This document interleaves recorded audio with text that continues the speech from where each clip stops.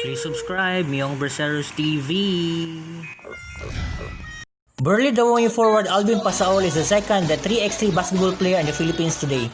Pasaol is second only to Joshua Monson, who is a top 3x3 basketball player in the Philippines today. As the second best 3x3 player in the Philippines, Pasaol is picked along with Monson to carry the Philippine national 3x3 team in the 2020 FIBA 3x3 Olympic Qualifying Tournament OQT in India this year. Aside from the two, Philippine Basketball Association players CJ Perez and Muala Tautua are also part of the team. Pasaol, a resident of Dunya Salud sa Davao City, previously played for the Zamboanga Family Brand Sardines in the Maharlika Philippines Basketball League MPBL. He is also a member of the University East Reed Warriors in the UAP and played briefly for a few commercial teams in Davao City before transferring in Metro Manila. The 3x3 qualifying tournament is very important since the tournament will offer 3 slots to the 2021 Tokyo Olympics.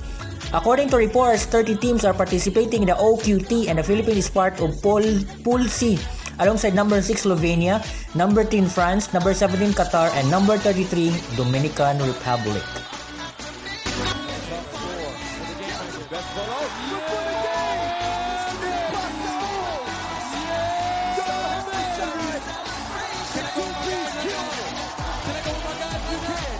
Thank you so much for that. Thank you, man.